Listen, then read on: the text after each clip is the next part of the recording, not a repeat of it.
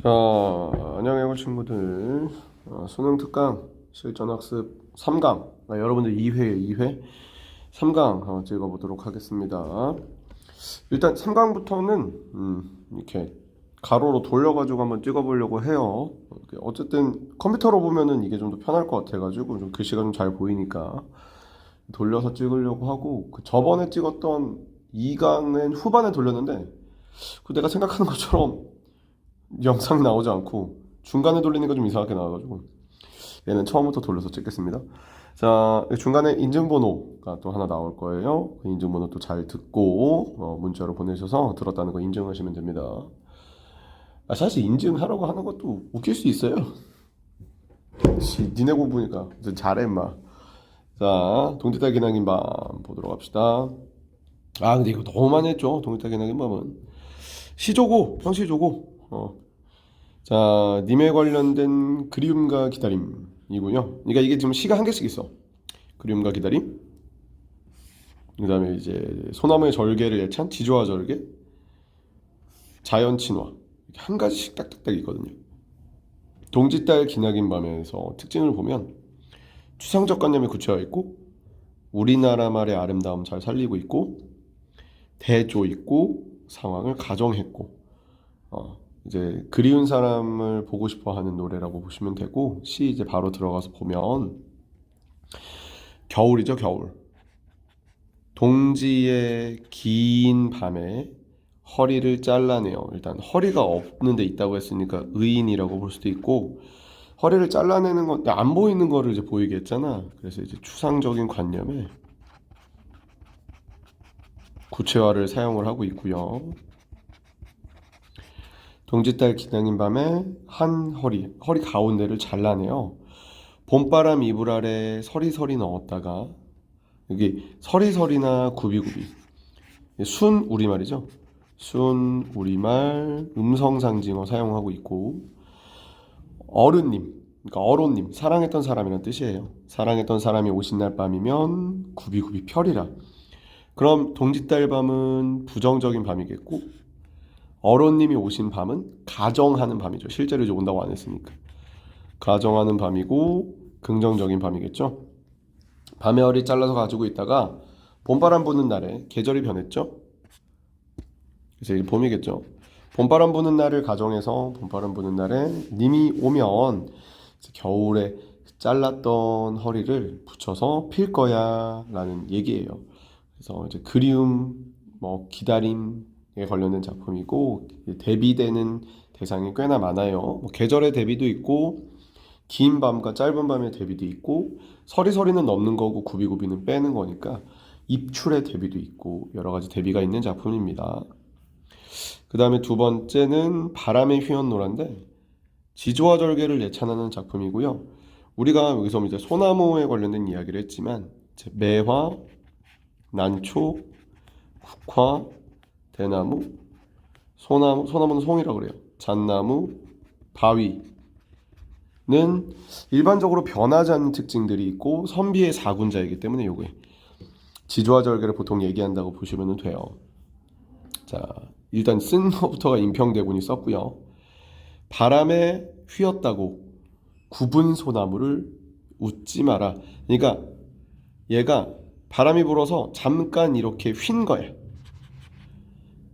잠깐 휜 거니까 그 소나무를 비웃으면 안 돼 라는 얘기야. 그러니까 잠깐 지금 이 시련에, 이건 시련을 얘기하죠. 시련에 잠깐 아주 일시적으로 잠깐 휜 것뿐이야. 이 소나무는 어쨌든 꼿꼿한 대상이야. 그래서 얘는 지조와 절개를 가지고 있는 거죠. 웃지 말라고 했으니까 명령하고 있는 거고.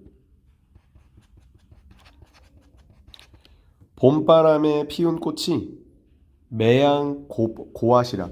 봄바람에 핀 꽃이 매번 곱겠어? 라고 얘기하고 있는 거죠. 그러니까 여기 나오는 이제 꽃은 부정적인 대상이겠죠. 긍정적인 대상이고 부정적인 대상 대비하고 있고요. 꽃이 계속 고울 거니? 꽃이 않아. 그래서 이제 꽃은 일시적인 권세를 얘기하는 거고, 이제 간신배들 같은 거지. 풍포표 설분분. 그러니까 표표 분분이라는 거는 이제 바람이 많이 불고 눈이 막 내릴 때 네가 나를 부를 거야. 여기서 이제 너는 꽃을 얘기하거든. 그러니까 꽃이 바람이 많이 불고 눈이 내릴 때는 이제 결국 이 소나무를 찾게 될 거야. 결국 이 지주와 절개가 있는 나를 다시 찾게 될 거야. 라는 이야기라고 보시면 됩니다. 지주와 절개 관련된 얘기고요. 김천택의 백구야 물어보자 이게 자연친화예요. 이건 이제 뭐 바로 이거 시 보면 백구야. 백구. 갈매기죠. 갈매기야.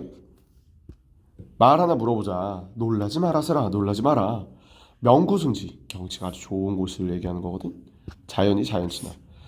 명구승지를 어디에 벌려놔왔느냐? 어디 있는가? 나에게 자세히 이야기해 주거든. 너와 함께 가서 볼 거야. 일단 백구에게 말을 건네고 있는 것도 그렇고 백구와 함께 가서 논다는 것도 그렇고 자연과 하나가 돼서 지금 백구한테 동물에게 자연에게 말을 걸고 있는 거기 때문에 자연과 나의 경계가 없죠. 무라일체라고 하죠. 자, 무라일체의 정신을 잘 가지고 있는 작품이다 라고 보면 될 것 같아요. 그래서 백구에게는 동화의 대상이기도 하고 질문을 던지는 대상입니다. 자, 이렇게 시조 3개 봤습니다. 어려운 작품은 아니니까. 자, 그 다음에 김수로왕 신화를 볼 건데요. 김수로왕 신화는 여기 인증번호 하나 불러드려야겠죠. 자, 인증번호는 0241입니다. 인증번호는 0241입니다. 자, 신화고요. 신화는 이제 신이 나와서 신화인 거예요. 건국 신화는 이제 나라가 만들어진 신화인데 이건 가야가 만들어졌기 때문에 이제 건국 신화고, 특징은 이제 김수로 왕에 관련돼서 신격화가 나타났고요. 삼국유사에 전해져 내려오거든. 난생 알에서 태어났죠. 난생이라는 게 이게 비범하기도 하지만 어쨌든 태양과 알은 둘 다 동글동글하니까 태양을 어느 정도 숭배했다는 걸 알 수 있고, 구지가의 삽입가요를 가지고 있다는 얘기는 여기 이제 노래가 있어요. 거북아 머리를 내어놓아라. 내어놓지 않으면 먹어버릴 거야 라고 이렇게 하는데, 거북이는 이제 신령스러운 존재고 머리는 우두머리를 얘기하는 거예요. 왕. 이제 이 노래를 이제 거북아 머리를 내어놓지 않으면 먹어버릴 거야 라는 이제 시를 읊자 이제 갑자기 이제 알이 내려와가지고 신이 이제 가야가 만들어지고 신이 만들어졌다 이런 얘기거든요. 그래서 이런 삽입가요를 가지고 있고요. 김수로왕의 탄생과 결혼까지 나와 있는 작품이라고 보시면 돼요. 그래서 뭐 신화의 특징 뭐 이런 거 이제 일단은 신화라는 것은 이제 왕권의 신성성을 잘 보여주는 거고, 어쨌든 가야국에 관련된 자부심을 고취를 시키겠죠. 우리는 이제 신의 민족이다 이런 게 이제 있을 테니까요. 작품 들어가서 보면 김수로왕 신화입니다. 구관들이 이제 추장이에요. 추장. 추장들이 이 말을 쫓아, 그러니까 이제 구지가를 불렀어요. 이 말을 이제 구지가를 쫓아 모두 기뻐하며 노래를 부르고 춤을 추다가, 구지가라는 건 그래서 의식요라는 거예요. 그러니까 개인의 서정 노래가 아니라 의식을 할 때 부르던 노래였다.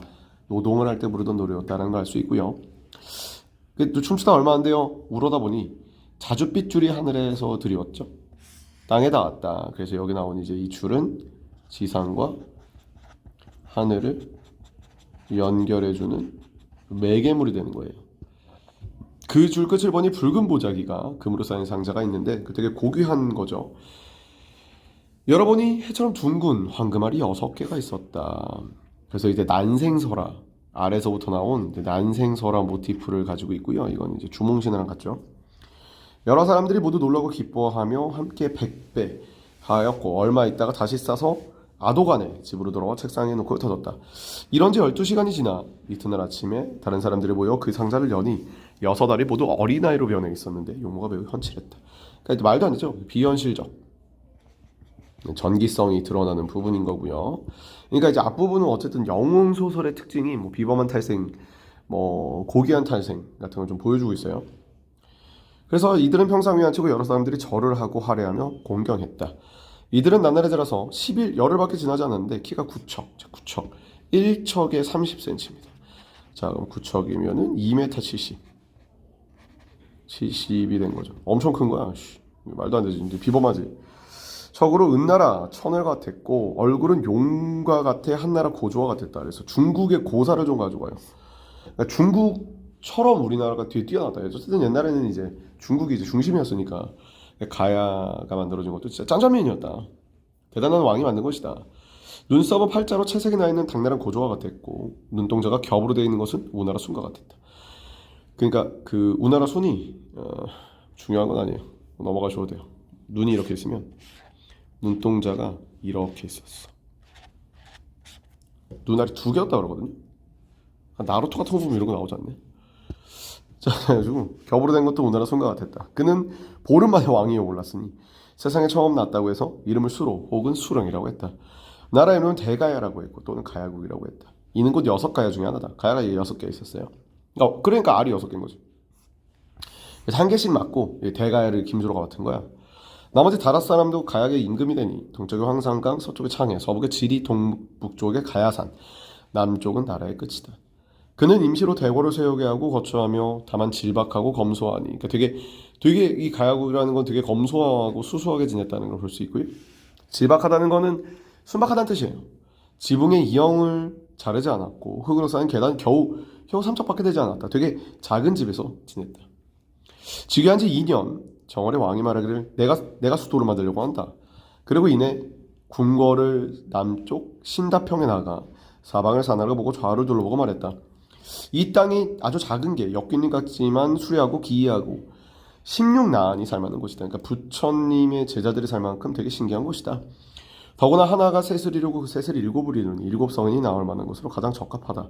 여기 의탁해서 강토를 개척해 좋은 땅으로 만들기 어떻게 되냐 해서 수도를 정하자.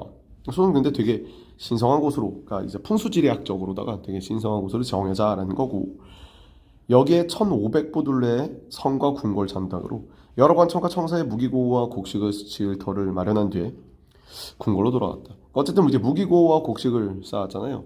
당연히 이제 전쟁을 많이 했다는 거고, 그리고 이제 농경 사회가 이제 기반이었다는 거고, 여러 가지 관청이 있었다는 걸 통해서 어쨌든 이때 당시에는 이제 국가의 사무를 어느 정도 분리해서 봤었다. 그러니까 어떤 체계가 잡혀 있었다는 거지. 두루 나라 안에 장정과 공장을 불러모아 그들이 22일 만에 성을 쌓는 걸 시작해서 3월 10일에 공사가 끝났다. 그 궁궐의 옥사는 농경일로 바쁘지 않은 틈을 이용하니 10월에 갑진 2월에 완성되었다.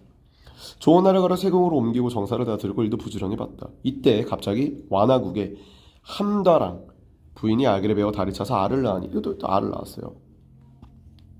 알을 낳으니 그 알이 변해 사람이 되어 탈해라고 했다. 신라와 가야가 전쟁을 했거든. 사이가 안 좋아. 둘이 치고받고 싸워가지고 땅 때문에. 이 탈해가 바다를 건너 가야국으로 갔다. 그걸 이제 얘기한 거야. 키가 3척밖에 안 돼. 키가 90cm. 존나 난쟁이지. 그러니까 가야 입장에 썼으니까 이렇게 쓴 거겠지. 머리 둘레는 1척이나 됐다. 그는 기꺼이 대궐에 나아가 왕에게 말했다. 나는 왕의 자리를 뺐을 것이다. 하니 왕이 대답했다. 하늘이 나를 멍해서. 그러니까 이제 가야국은 하늘의 혈통을 받아서 만들었다는 얘기지. 이거는 사실은 특이하게 태어나긴 했지만 사람의 혈통이잖아. 신라는 장차 나라를 안정시키고 백성을 편안하게 할 것이다. 백성을 편안하게 할 것이다. 그러니까 민본주의 사상이 들어있는 거야. 어쨌든 간에 백성이 굉장히 중요한 거지. 감히 하늘의 명을 어려 왕위를 남에게 줄 수도 없고 우리 백성을 너에게 맡길 수가 없다. 타르가 말하기를 그럼 술법을 겨뤄보겠는가. 왕이 좋다고 하자. 잠깐 동안 타르가 변해 매가 되니 왕은 변해 독수리가 되고 또한 타르가 변해 세매가 됐는데 변하는 것은 조금도 시간이 걸리지 않았다. 타르가 본 모양으로 돌아오자 역시 원래 모양이 되었다. 타르가 엎드려 항복했다. 어쨌든 중간에 좀 시련이 있었단 말이에요. 그러니까 이걸 영웅소설의 일대기적으로 볼 수 있어요. 내가 술법을 겨루는 마당에 매가 독수리에게 잠새가 세매에게 잡아먹히는 면한 것을 모두 이제 항복했으니까 성인이라고 얘기를 하는 거죠. 저의 죽음을 원치 않은 어진 마음을 가졌기 때문입니다. 내가 왕과 동으로 왕위를 다툼은 실로 어려운 일입니다. 다레가 문득 왕에게 절을 하고 나가서 이웃교인나가 나루토에 이르러 중국에서 온 배가 오는 수로를 따라 떠났다. 왕은 그가 머물러 있으면 반란을 일으키가 염려하여 급히 수군 500척을 보내 쫓게 하였으니 타레가 게림의 땅으로 달아나므로 게림이 신라야 이제 수군이 모두 돌아왔다. 그러나 그러니까 전쟁에서 이제 이겼다는 얘기잖아. 그러나 여기 실린 기사는 신라의 것과 많이 다르다. 그 신라 쪽에서는 신라가 이긴 것처럼 썼겠지. 건무 24년 7월 27일 구간 등 조회할 때 말씀드렸다. 대왕께서 강림하신 후에 좋은 배필을 구하지 못하셨으니 신들 집에 있는 처녀 중 가장 예쁜 사람들 올라 궁중에 들여 왕의 짝이 되게 하겠습니다. 그러자 왕이 말했다. 내가 하게 내놓은 건 하늘의 명령인데 나의 짝을 지어 황후로 삼게 하는 것도 하늘의 명령이지 않겠느냐. 왕은 드디어 유천간의 명령에서 경주와 준말을 가지고 망상도에 가서 기다리게 하고 신귀관에게 명하여 승점을 가게 했더니 갑자기 바다에 그러니까 뭐 이제 뭔가 이제 갑자기 바다에서 붉은 빛을 단 배가 붉은 길을 휘날려 북쪽으로 오고 있었다. 유천간 등에 먼저 망상도에 불어오니 사람들이 다투어 육지에 내려가 신귀관이 이걸 보다가 대궐로 가서 왕에게 얘기했다. 왕이 이 말을 듣고 기뻐하며 그러니까 누가 이제 온 거야. 그러니까 이제 왕비를 기다릴 건데 이제 왕비가 온 거지. 구간 등을 보내어 목련을 마친 키를 갖추고 개수나무로 만든 노를 저어가지고 그들을 마주고 모시고 대궐로 들어가게 하자 황후가 말했다.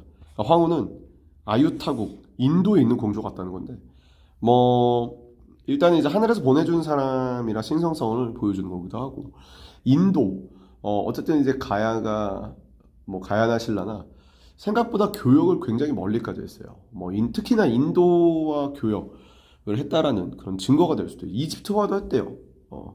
그래서 뭐 이때 당시 이제 삼국이 전부 다 교육을 좀 많이 했다는 걸 좀 증명하는 거 아닌가.